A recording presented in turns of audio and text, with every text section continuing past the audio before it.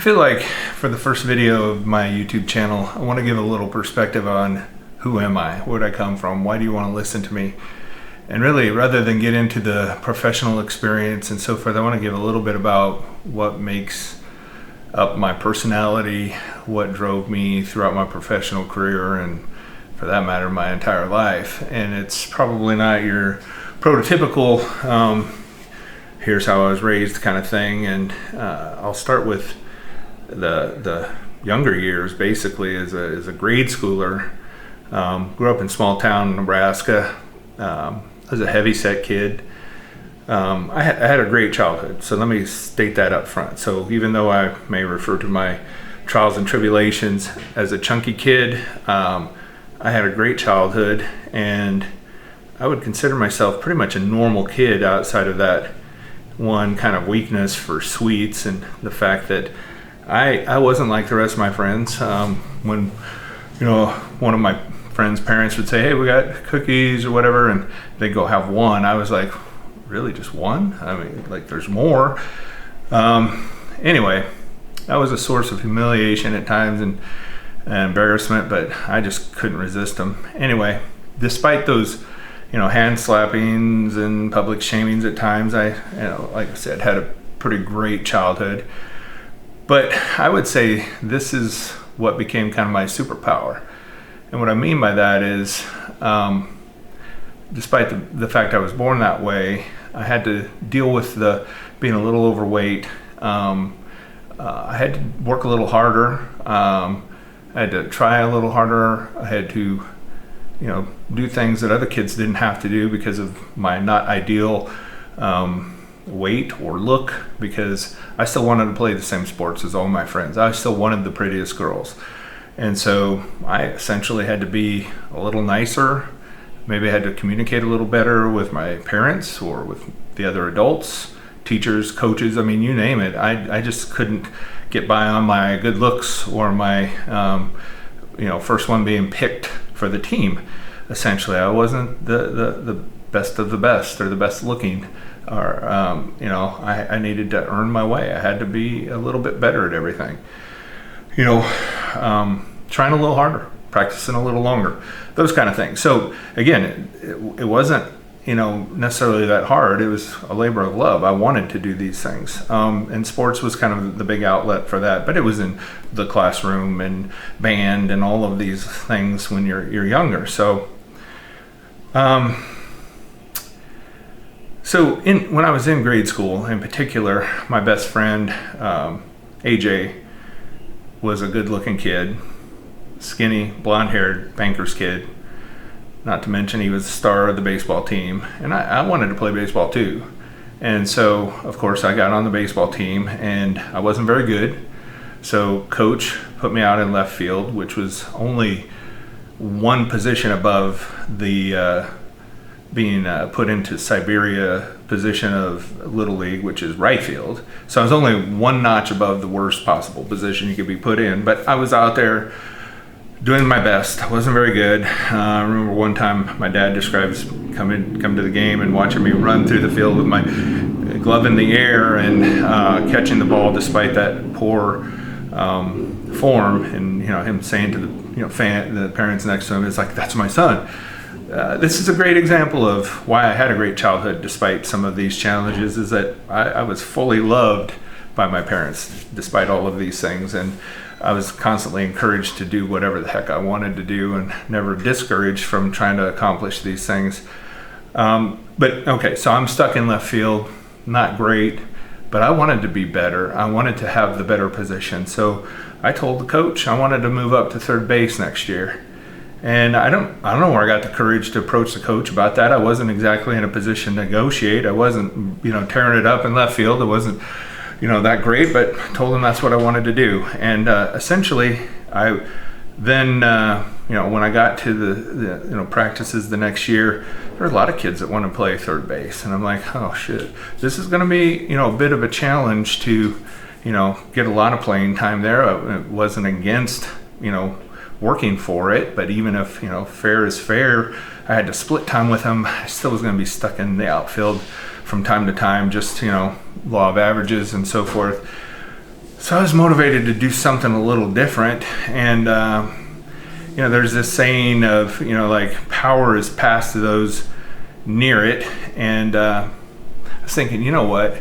I only lived down the backyard from my best friend AJ, and we would play pitch and catch all the time. And so I'll play catcher, and that way we'll show up next season and I'll be AJ's catcher. He's a starting pitcher, and we'll be this package deal. And so I'll kind of have garnered this ideal position to be a full-time catcher for the team.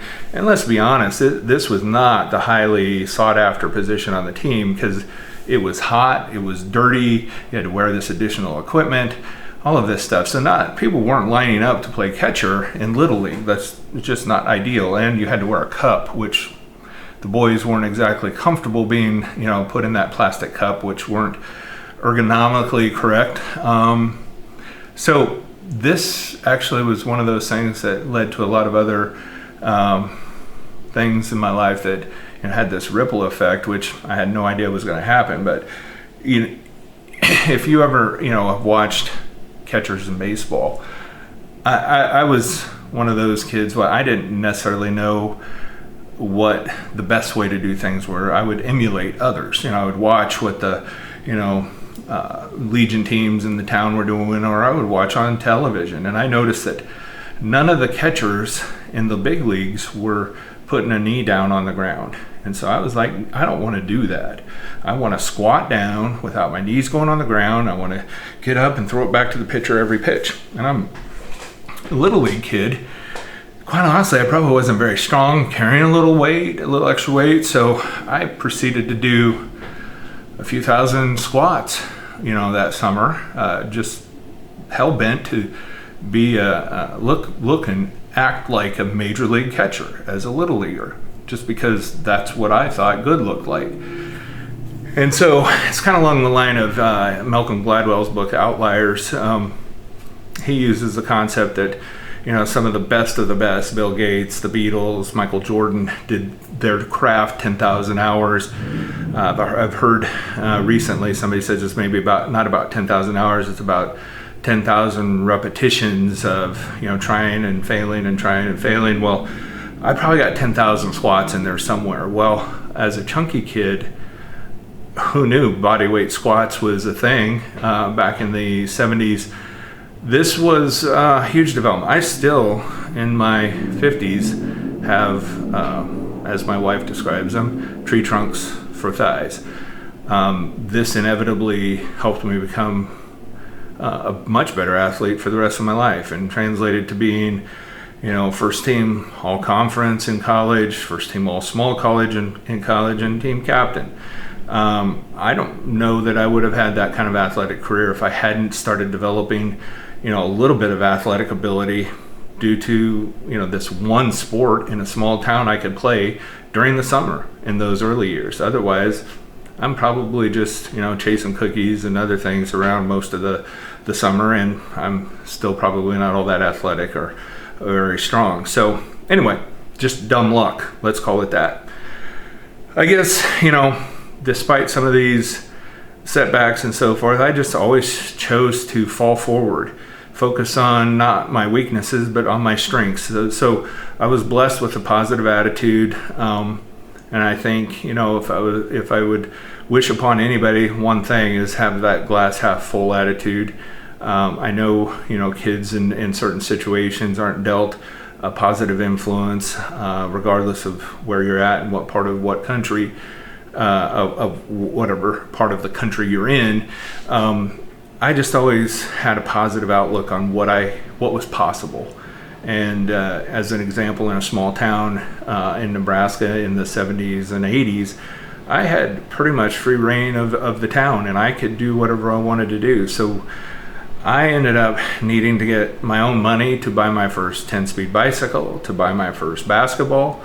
And so I went around and asked little old ladies if they needed their lawn mowed or if they needed their driveway scooped. And as a result, I started building a little bit of a small business. And I don't want to overplay that. It's not like I was hanging flyers or anything like that, but word of mouth, I got a few of those gigs going. Pretty soon I'm doing the yard work for the town's doctor, who's was an Indian doctor, Devendra Goli. I've lost track of where he's at now, but Mr. Goli, Dr. Goli and his wife weren't really completely up to speed on some of the laws as far as how old you had to be to drive cars and so forth. So they didn't mind if I took their vehicles downtown to get supplies and things like that, even though I was 14 and 15 years old. And as long as I didn't get caught, I didn't think it was a big deal. But eventually I was doing yard work and snow removal for their doctor's office and the grocery stores and things like that in town. And little did I know, I even and started my own little outsourcing business too, because I hired some of my friends to help with the snow removal when I had taken on too many jobs to get it all done myself before school started. So these are just these things where I talked to my dad today and I say, he would tell me, because we never told you to do any of that, we never even pushed you to do anything, you just did it, you just went out and did it, got yourself up in the morning at whatever time, 5 in the morning, and went out and did all that stuff before school on your own when you were in junior high and early high school years, and all through high school did all that stuff. So anyway, my point is, give your kids the opportunity to take on whatever challenges they can do. And I know it's a different age now, and maybe not as comfortable with your kids running around town, but that whole concept of it takes a village is somewhat true. And I know small towns aren't even the same as they were when I was a kid, but certainly when your mom works at the grocery store, the entire village knew when I did something not quite the way I was supposed to. She knew before anybody else was supposed to know. But anyway, the premise of this channel will be this. I've got a ton of different life lessons, career lessons, leadership, foundational stuff, everything from communication, having influence of your employees, your peers, your leaders, things of that nature. And so I'm going to build chapters. I'm going to build this catalog of different videos for you to come listen to on your time. Listen to it while you're working out. It'll be there forever for you to go back and reference. So whether you're on a train, in a car, on a plane, it's there for you to go back to, dust off for when you have to have a tough conversation. I hope to eventually take in, viewer feedback and questions for tough, either leadership questions, HR questions, like how do you deal with an associate who's doing this, or if you got somebody who's asked this question, or just tough spots. How do you overcome this challenge? Your company was just acquired by another company, and how do you anticipate the changes that will come about that? You went from a private company to a public company. All of these things are things I've gone through, and there's no easy answers, or not obvious answers, maybe is a better way to put that. And there's not always a comfort level in asking either your leader or even HR in all cases. And I've gotten some pushback from people in other industries saying, what do you mean you can't ask HR? That's their job. It's like, well, I'm sorry, you're naive, because I have seen multiple examples where the things you've said confidentially in HR environments have later come back to be held against the people who shared those things. It's like, you can't have it both ways. So this is a place you could go, no strings attached, ask your questions, get some feedback, and then go tackle your stuff. But ultimately this is a library of information, a repository. We'll see where it goes, but that's a little bit about me. There may be a lot of stuff in here that many of you would say, nothing new here. I've heard all this before. That may be true. Hopefully it's accessible. Certainly not going to be super fancy. I've prided myself in my career taking things that were highly technical. I spent 30 plus years in the fintech industry, mainly accelerating at taking very complex things, dumbing them down, making them translatable to executives who may not be technical themselves. That allowed me to flourish when I was never going to be the smartest one in the room, but I could certainly translate between the smartest ones in the room and the highest ranking ones in the room. And that got me a seat at the table. senior executive, top 100 leader at a Fortune 250 company for the last 15 years of my career at that company, and COO of other companies. Did okay. So with that, appreciate your viewership, and like and subscribe, as they say. Thank you.